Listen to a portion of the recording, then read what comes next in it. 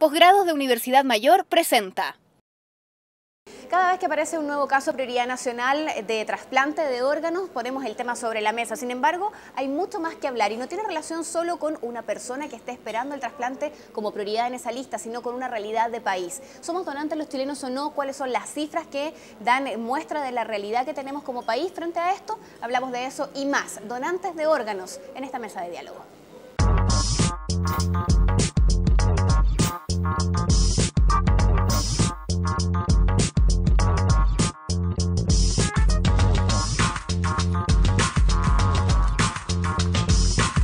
Mesa de diálogo, desde la Confitería Torres. Estamos con el doctor Javier Domínguez, urólogo y presidente de la Corporación del Trasplante. ¿Qué tal? ¿Cómo están ustedes? Bienvenidos a una nueva mesa de diálogo. Seguramente han escuchado hablar en el último tiempo de la situación de los trasplantes en Chile.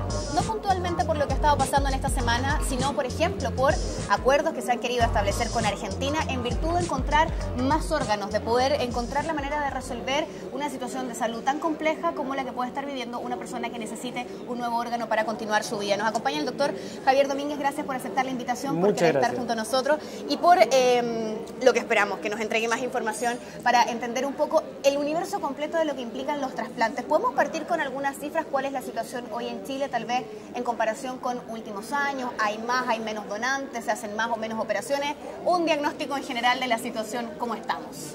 A ver, en general yo tendría que partir diciendo que la situación nuestra es mala. Es mala. ¿Ha sido buena alguna vez?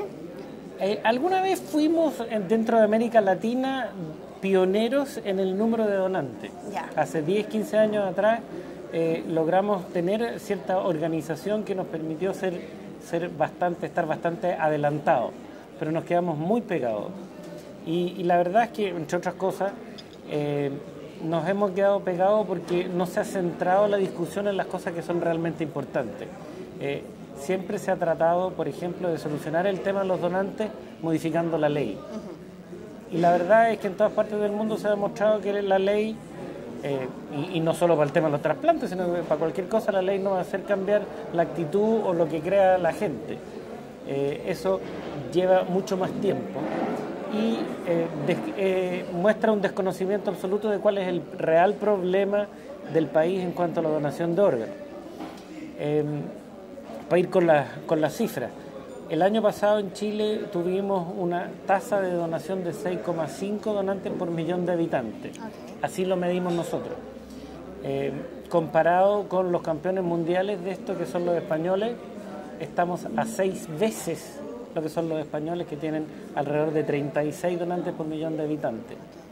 Y estamos prácticamente a un tercio de lo que hacen los uruguayos, que son vecinos nuestros prácticamente, y prácticamente a la mitad o un poco menos de la mitad de lo que hacen los argentinos, que tienen unas tasas de 14 o 15. O sea, claramente estamos muy mal. Incluso desde que se dictó la ley de donante universal, en la cual todos somos donantes, a menos que digamos lo contrario, el número de donantes cayó en un 30% comparado con los años anteriores. O sea, estos 2 últimos años hemos tenido una disminución significativa del número de donantes de un 30%. ¿Y eso cómo se explica? ¿Cuál es la explicación que desde la corporación, desde los expertos, en el fondo se da a una ley que buscaba probablemente en su concepción todo lo contrario? Claro. Exactamente. Bueno, se explica, por un tema coyuntural de que nos tocó justo el terremoto. Okay. Y el terremoto implicó que hubo que destinar recursos, camas de unidades de cuidado intensivo, hospitales que se cayeron, a otras cosas. Y gran parte de la caída que hubo el año del terremoto se explica por la pérdida de los hospitales en la zona donde el terremoto fue más importante. Pero el año pasado, en que ya era un año normal, la cifra fue exactamente igual al año antes de la ley. Por lo tanto, no se explica solo por eso. Y curiosamente, empezaron a pasar otras cosas. El porcentaje de negativa familiar, porque independiente de lo que diga la ley, siempre nosotros conversamos con la familia y les pedimos la autorización. ¿Es la familia quien sigue teniendo la última voz? Sigue ¿Sí? teniendo una voz cantante, absolutamente. siempre les pedimos a ellos y el porcentaje de negativa familiar subió de un promedio que teníamos en Chile de alrededor del 35% al 50%. Es un incremento bastante Es un incremento importante. bastante significativo. Y vemos y hemos visto cómo alrededor sube o baja, pero alrededor del 40% de la gente que renueva su carnet de identidad se declara no ser donante. Y yo creo, personalmente... Perdón, doctor, antes de avanzar, si una persona se declara no donante, ¿de todas maneras se le pide a la familia la Por opinión? supuesto, O sea, sí. ¿podría alguien declararse no donante y la familia decir, sí, queremos que sea donante? Sí, por varias razones. Bueno, la ley contempla eso, de que uno puede cambiar de opinión y que la familia van a ser, entre comillas, los garantes de esto, ¿ya? Y dice, ante una duda razonable, la familia es la que... Consulte la familia, claro. Exactamente, ¿ya? Y eso tiene que ver con que mucha gente dice, ¿sabes qué? Yo prefiero decir que no soy donante en el carnet, pero a mi familia le tengo dicho de que yo sí soy donante.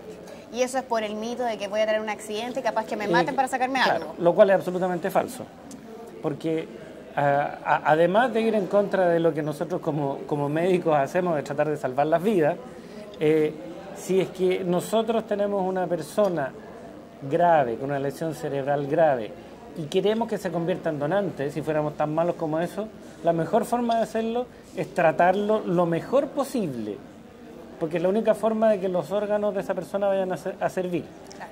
Si es que yo no hago el todo lo deterioro. posible por salvarle la vida, esos órganos no me van a servir. Así que todo lo contrario, ojalá que toda la gente que quiera que lo traten bien digan queremos ser donantes porque nos vamos a asegurar de tratarlo mejor, teóricamente. ¿No? Eso no pasa, pero eso sería lo más importante. Doctor, hay una parte que tiene que ver con la conciencia social en el fondo, con el entender lo que significa ser donante, pero me imagino que hay otra parte que tiene que ver con lo práctico, con los recursos, con la disponibilidad de médicos para la realización de esto, con la pesquisa en el fondo, ¿dónde están los donantes? ¿Hay recursos suficientes? ¿Estamos todavía al debe en ese lado de esta situación?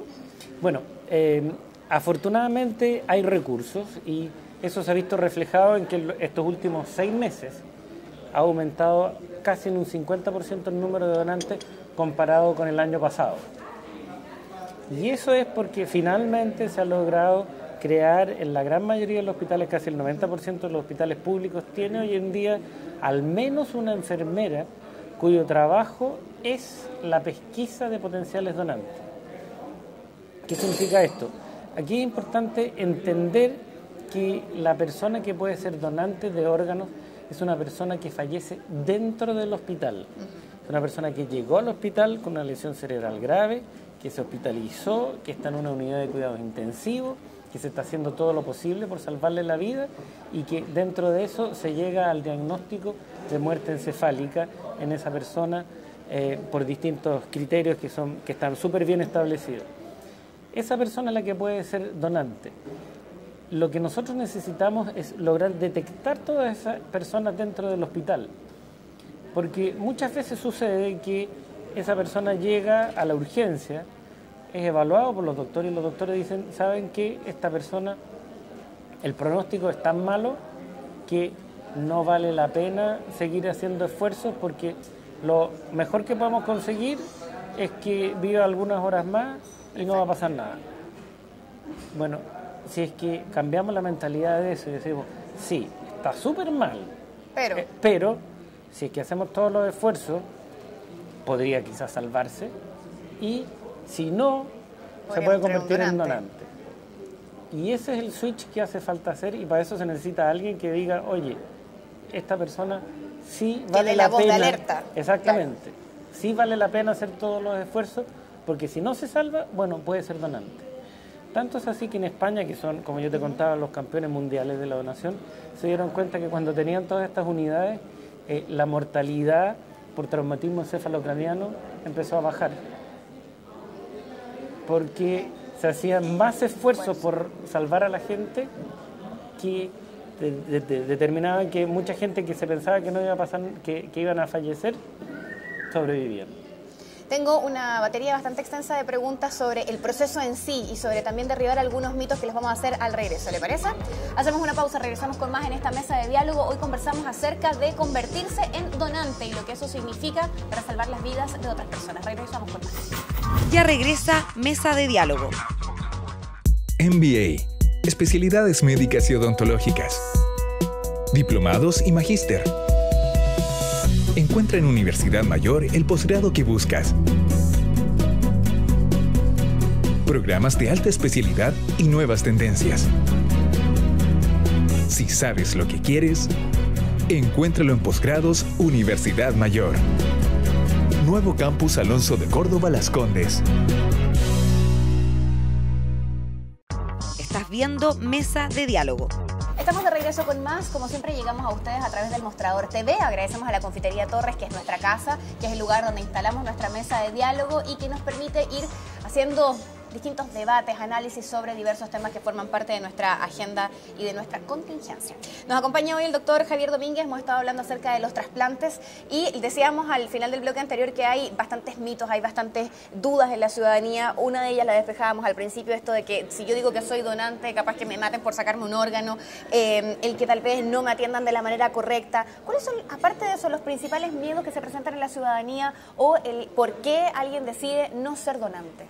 Bueno, hay gente, por ejemplo, que dice que no quieren ser donantes porque lo que ven ellos es que donan los pobres y se trasplantan los ricos. Lo he escuchado muchas veces. Y eso está absolutamente falso. El 75-80% de los trasplantes se hacen en hospitales públicos, en beneficiarios del sistema público de salud, beneficiarios de FONASA, que no pagan ni un peso por el trasplante. Lo que sucede es que esos pasan desapercibidos y los que tienen mayor impacto noticioso es el niñito que está esperando un trasplante habitualmente en un hospital privado y que la familia tiene más medios para acceder a los medios de comunicación. Entonces eso es lo que más aparece. Pero la verdad es que hoy en día los trasplantes aquí en Chile para los beneficiarios del sistema público son gratuitos y prácticamente se están haciendo todos los trasplantes en las personas que realmente lo necesitan. Doctor, usted hablaba, por ejemplo, del tema económico.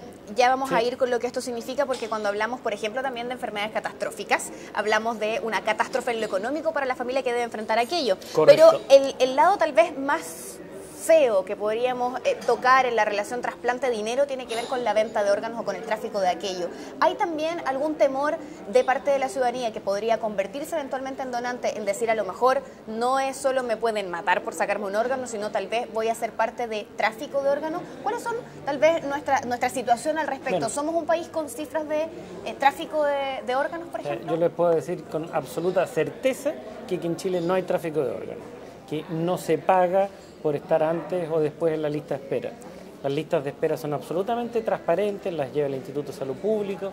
Los criterios para entrar en la lista de espera están determinados, los criterios para asignar el órgano dependen de cada órgano y están claramente acordados, son transparentes y por lo tanto es imposible saltarse eso y es imposible que exista tráfico de órganos aquí en Chile, porque no hay dónde hacerlo. O sea, los hospitales los conocemos todos y llegar a hacer un trasplante en el cual exista una transacción entre medio es algo que tarde o temprano se va a saber al tiro y nunca se ha demostrado aquí en Chile un caso de tráfico de órganos. Hemos tenido trasplantes de corazón exitosos en nuestro país. Pero muchísimos. En el último tiempo, ¿no? Muchísimos trasplantes de corazón. Pregunto en particular por lo de corazón, porque generalmente es un trasplante de corazón de las cosas que más llama la atención también en términos informativos cuando llegamos a encontrar estas prioridades nacionales. Por supuesto. Claro, la gente siempre tiene en mente el trasplante de corazón como lo más espectacular, pero el trasplante que lejos más se hace es el trasplante renal. Y en ese sentido, y engarzando con la cosa económica, de que es un tema que a mí me interesa mucho porque he trabajado en el tema, nosotros hicimos un estudio con la Facultad de Economía de la Universidad Católica sobre cuál era el impacto económico de los trasplantes, sobre todo el trasplante renal, que es el más frecuente, y que tenemos la diálisis como comparador. El trasplantar a una persona significa que deja de dializarse. Y de acuerdo, considerando el costo que la diálisis implica para el servicio de salud público, por ejemplo. Exactamente. Y el estudio demuestra que cada trasplante significa un ahorro de $28.000 por año por cada trasplante que se hace. Y que al año el Estado podría ahorrarse, si es que nosotros consideramos también lo que significa el aumento en la calidad de vida y le ponemos dinero al aumento en la calidad de vida. De una persona que puede ser más productiva también en términos laborales. Exactamente, y eso hay formas económicas de evaluarlo. Llegamos a una cifra de que el Estado se puede ahorrar $800.000 anuales por cada donante que se produce. Por lo tanto, tenemos dinero como para financiar todo lo que implica crear un sistema para detectar donantes en los hospitales. O sea, la falta de dinero no puede ser una causal para decir no tenemos, no podemos tener una enfermera, un doctor en el hospital tal, para que se dedique exclusivamente a eso. Sí tenemos el dinero para hacerlo, sí podemos ahorrar dinero con los trasplantes, y eso es una cosa muy importante. Y en este minuto esa figura existe. En este minuto se ha logrado implementar, en la mayoría de los hospitales, como te decía, existe, y eso está dando sus frutos. Es una medida que es económicamente muy rentable, es rápidamente efectiva, y es por eso que en los últimos 6 meses de este año hemos tenido un aumento más o menos del 50% en el número de donantes. Doctor, ¿y cómo funciona en el momento en sí cuando se da cuenta de que hay un eventual donante? Yo me imagino, por ejemplo, que debe haber un médico que en ese momento tiene que estar disponible para hacer una cirugía que puede llevar muchísimas horas. ¿Están siempre disponibles o no? Cuando hay traslado de órganos, recordamos mucho desde el punto de vista de los medios y seguramente la ciudadanía también, el caso de Felipe Cruzat, que fue muy bullado y que apareció la presidenta Bachelet en ese momento poniendo a disposición el avión presidencial para trasladar el órgano en el caso de que apareciera en otra región, todo un operativo gigantesco. Uno dice, bueno, y si toda esa parte que tiene que ver con lo público a través de los medios de comunicación no existe, si una persona no tiene acceso a todo eso, ¿tiene garantía de que están los medios justamente para hacer el traslado, que el médico pueda ejercer la operación en ese momento? Eso lo llevamos haciendo hace años, eso se está haciendo, y la verdad es que no necesitamos el avión presidencial para hacerlo. O sea, ¿cómo se transportan los órganos? Se transportan en avión los equipos, mucho depende del órgano, pero habitualmente el equipo que va a trasplantar el órgano viaja al lugar, lo saca, lo extrae la persona que ha fallecido y vuelve al lugar con el órgano. ¿Y estos son vuelos comerciales? ¿Hay alguna aerolínea que lo hace? ¿Es gratis? Hasta hace 1 año y medio atrás lo hacía en forma gratuita la FACH. Perfecto. Cuando cambió la operatividad de todo el sistema de trasplante, desde la Corporación de Trasplante al Ministerio de Salud, la FACH, aduciendo eso y algunas otras razones que son bastante atendibles, dijo que ellos no podían seguir haciendo esto. Y hoy día se compra el servicio a aerolíneas comerciales para el traslado de los equipos y de los órganos. ¿Usted me está diciendo que las aerolíneas comerciales no facilitan eso de manera gratuita? Momento, no lo he dicho. Hay aerolíneas, y de hecho nosotros tenemos un convenio con LAN Chile en que gratuitamente traslada los órganos. Ya. Pero el problema es que LAN Chile tiene sus vuelos a determinadas horas establecidos, y por lo tanto cuando podemos, sí, lo usamos. Pero si es que tenemos que ir a Antofagasta a las 3 de la mañana, y no podemos esperar hasta que sea el próximo vuelo de LAN para ir a sacar el hígado en Antofagasta, y por lo tanto hay que comprar servicios a una aerolínea comercial que nos lleve allá y que haga todo eso. Y eso lo está financiando hoy día el Ministerio de Salud. ¿Y no sería de repente en términos legislativos más práctico abordar medidas como esa, donde, por ejemplo, se les obligue a las aerolíneas a destinar este tipo de viajes, a tener como la disposición de hacerlo, sí, en vez tal vez de generar este fomento al donante universal, que usted me dice claramente que no ha dado buen resultado? Sí, o sea, claro, en un estado utópico quizás eso podría servir, digamos, pero lamentablemente cuando no existe el estímulo económico entre medio, ¿qué es lo que va a pasar? No va a haber ningún piloto que va a querer subirse a ese avión, los aviones no vamos a ver si es que se les van a haber hecho la mantención adecuada, y se va a transformar en algo que lentamente se va a ir agotando. De hecho, eso mismo lo vivimos nosotros, y una de las causas del deterioro del sistema de donación aquí en Chile fue ese, en que existían coordinadores de donación en los hospitales que trabajaban a donores. Voluntarios. Y claro, lo hacían muy bien al principio, durante 1, 2, 3, 4, 5 años, pero la gente se agota y dice, bueno, Yo estoy todos los días disponible si es que hay un potencial donante. Tengo familia, tengo otras cosas que hacer, no puedo seguir todo el resto de mi vida haciendo esto. Lograr entonces la eficiencia y la eficacia de esto pasa por sistematizarlo y por efectivamente entonces tener los recursos para poder resolver en el minuto en el que esto pasa. Por supuesto, y que la donación finalmente se incorpore a la labor del hospital como una de las labores más que tiene que hacer el hospital, así como que tiene que operar la gente que tiene problemas en la vesícula, que tiene problemas de apéndice, tratar las neumonias. Bueno, también tiene que ser capaz de detectar los donantes y producir los donantes. Y parte del cambio que se ha logrado es que hoy en día se les exige a los directores de los hospitales que tengan estas unidades de procuramiento funcionando y que muestren sus resultados. No es que se les exija que tengan 10 donantes, claro. Es imposible, porque eso no sería ético, ¿no? Pero sí que se les exige que digan, miren, ¿sabe qué? Toda esta gente ingresó y por tales razones no pudieron ser donantes, o por tales razones se transformaron en donantes, y que exista una transparencia y una, como dicen los gringos, accountability de qué es lo que está pasando.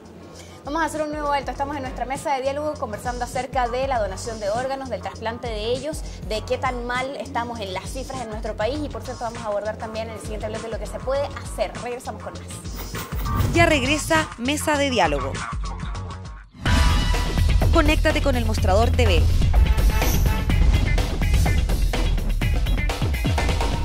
Búscanos en Facebook. Síguenos en Twitter. Comparte nuestros videos. Y revisa nuestra web. Nos mantenemos conectados a ti gracias a las redes. El Mostrador TV. Estás viendo Mesa de Diálogo. Estamos de regreso con más, tercer y último bloque de nuestra mesa de diálogo. Siempre este es el momento en que saludamos a la Universidad Mayor. Si tú quieres seguir estudiando, atención porque tienen programas de alta especialidad y nuevas tendencias. Si sabes lo que quieres, encuéntralo en Universidad Mayor.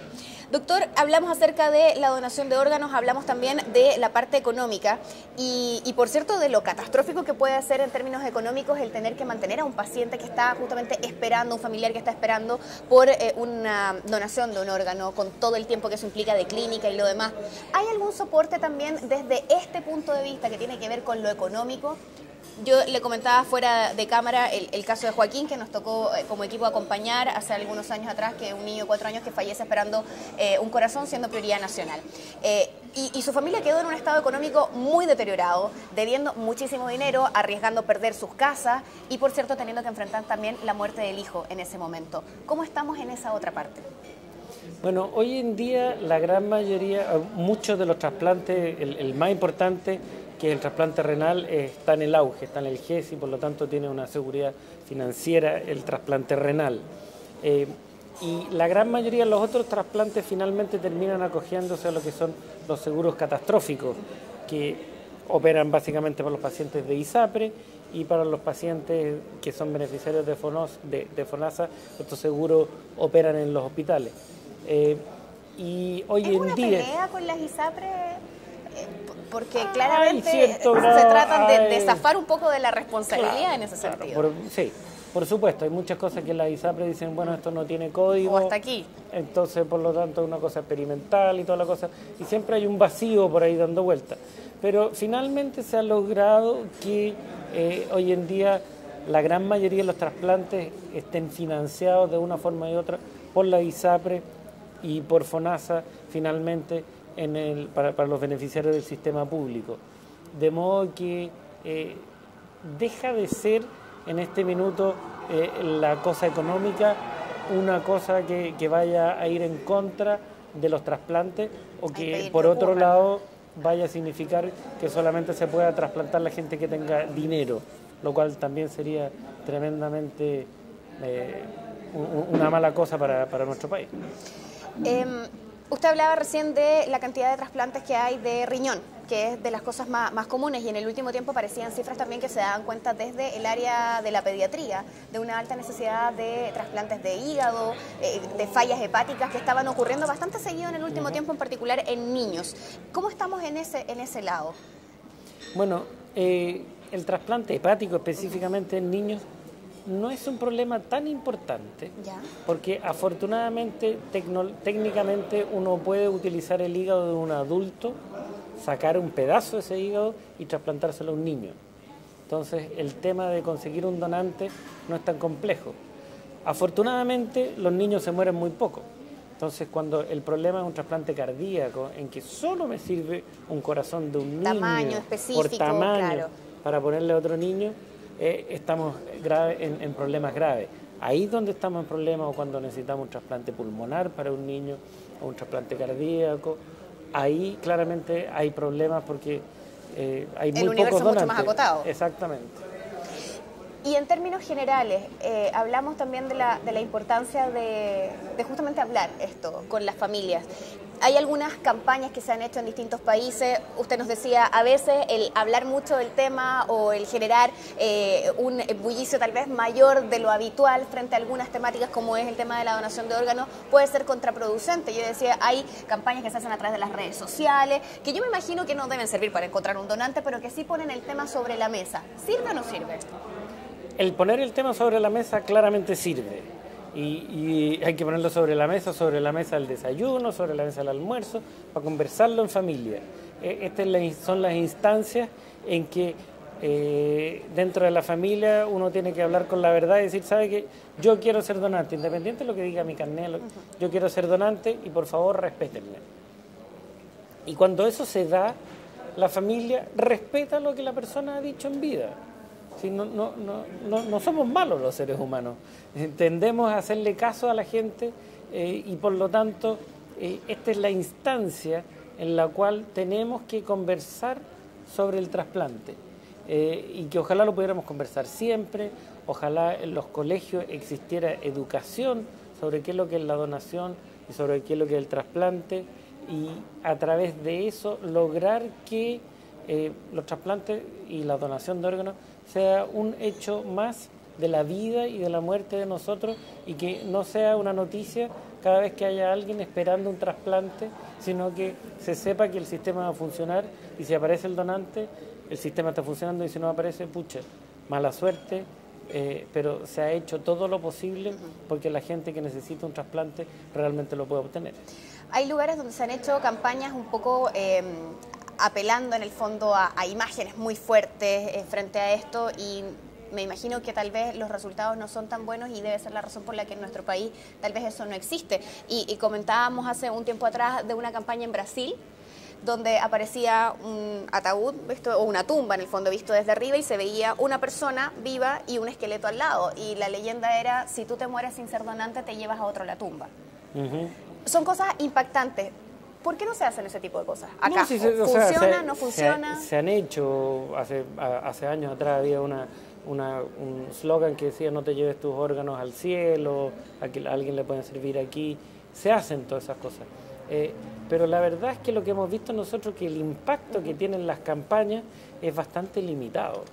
Tenemos que pensar que la Coca-Cola, para poder mantenerse, tiene que estar haciendo campañas todos los años y todo el tiempo para poder mantener. O sea, no existe un sistema económico que sea capaz de fomentar una campaña permanente sobre la donación de órganos. Y entendería entonces, naturalmente, que sea mucho más útil el poner los recursos, las fichas en el fondo, en este caso, en que el sistema funcione más que en promocionarlo. Exactamente, exactamente.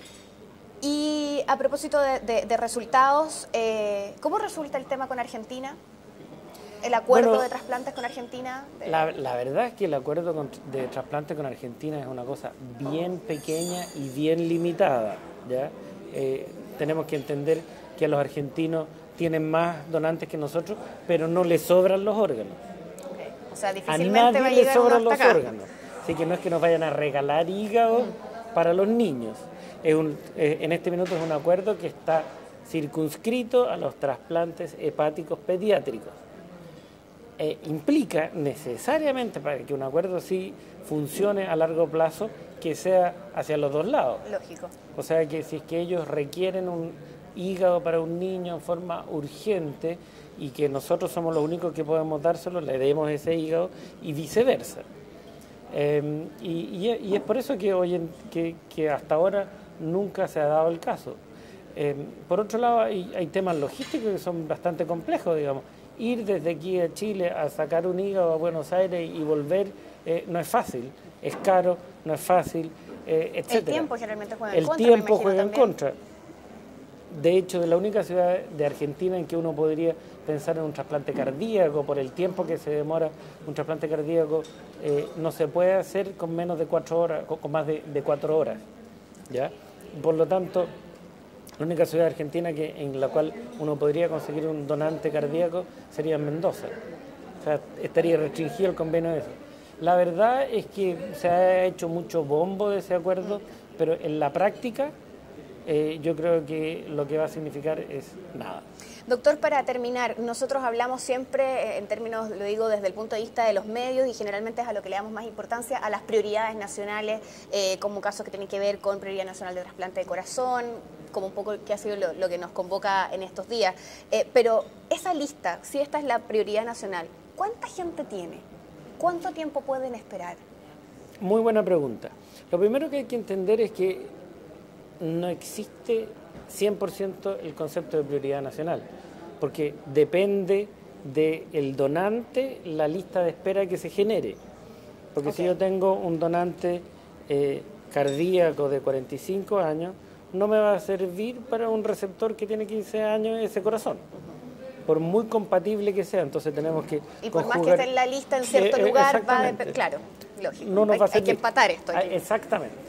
Y por lo tanto, esto de que esté en primer lugar de la lista de espera, sí, claro, está en prioridad, está en urgencia, pero no necesariamente el primer órgano que va a estar disponible después de eso le va a servir a la persona.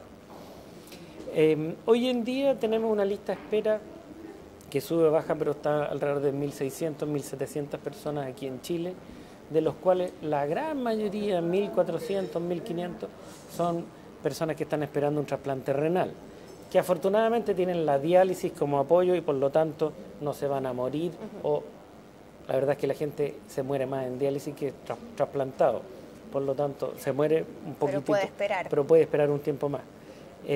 Esas personas hoy en día están esperando en promedio 3 a 4 años, los que se trasplantan, porque tenemos que pensar que el año pasado se hicieron casi 200 trasplantes renales para una lista de 1.500 personas.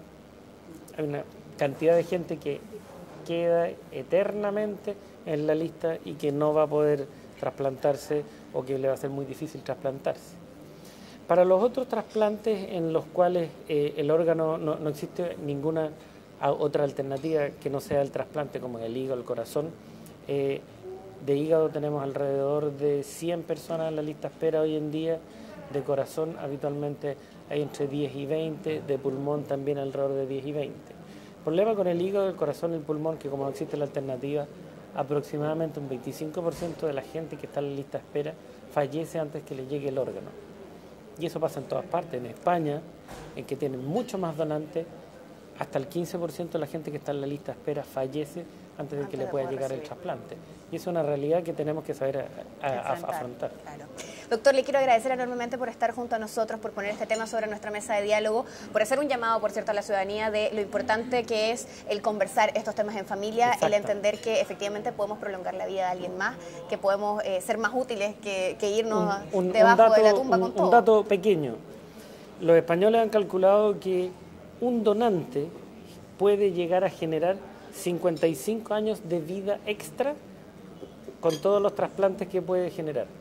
O sea, decir que de ese donante sacamos el corazón, los pulmones, los riñones, el páncreas, el intestino, bla, bla, bla, bla, puede generar 55 años de vida extra en todos sus receptores, para que veamos lo importante que puede ser la donación de órganos para la sociedad como un todo. Mejor ponerle combustible a la vida que echarle abono a la tierra. Exacto. Claro. Gracias por estar junto a nosotros y hacemos el llamado a nosotros también para que ustedes conversen en familia acerca de la donación de órganos y entonces se declaren donantes universales, no ante la ley, sino ante la familia. Gracias por estar junto a nosotros. Nos vemos en la próxima.